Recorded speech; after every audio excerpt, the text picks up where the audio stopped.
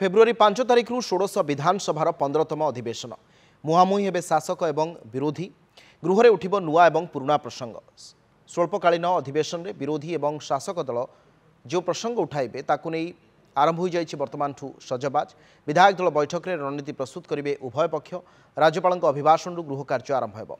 अधिवेशन में मोट 7टी कार्यदिवस रही। कामचला बजेट आगत करेंगे अर्थमंत्री विक्रम आरुख। सोमवार सकाळ 10:15 बस बीजेडी विधायक दल बैठक।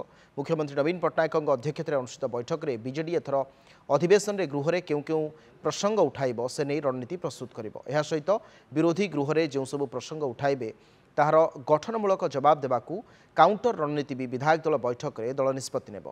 सेपटे नुआ एवं पुराणार लंबा प्रसंग नहीं अधिवेशन में शासक दल को घेरिबाकू सजबाज आरंभ करिसेंति दुई विरोधी बीजेपी एवं कांग्रेस।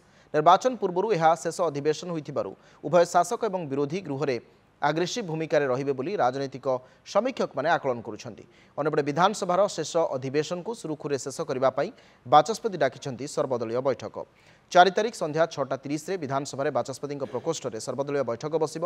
गृह को सुपरिचालना करबा पई उभय शासक एवं विरोधी सहयोग लोड़िबे बाचस्पति। वर्ष जेतेबेले कैलेंडर ईयर रे जो अधिवेशन भी डका जाइथा से राज्यपाल अभिभाषण ठू अधिवेशन टी आरंभ हुए।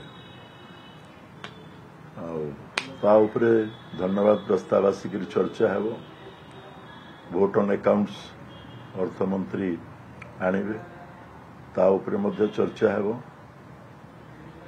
यहाँ निर्वाचन पूर्व पार्लियामेंट्री से व्यवस्था रही जो राज्य मान निर्वाचन होगा थाए से विधानसभा एभली व्यवस्था रे करा जाइथा। आलोचना कराजिबो बेकारी समस्या उपरे,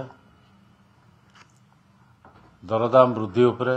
90% शिक्षक नहांती, अणशिक्षक पोस्ट 95% खाली अच्छी, ताले पाठपढ़ा हम केमती एमती विभिन्न विषय अच्छी ताको आलोचना करेंगे। कम समय कम अवधिर अधिवेशन होउची मेन कथा गोटे कामचला बजेट आसो जमी पार्लियामेंट कामचला बजेट आसला ओडिशा विधानसभा कामचला बजेट आसो सेटा मुख्य विषय। एवं निश्चित भाव में ये प्रसंग यही अधिवेशन स्वल्प समय हेले उभय शासक और विरोधी चाहिए आर भरपूर फायदा नापी। शासक दल चाहिए विरोधी दल को चेक देवाई और विरोधी दल चाहिए निश्चित भाव में शासक दल विरुद्ध अनेक प्रसंग उठाई। शासक दल पक्ष एक आशा करेतु निर्वाचन अनेक गुरुत्वपूर्ण घोषणा अधिवेशन ये अधिवेशन भरपूर फायदा नापी शासक दल चेष्टा कर।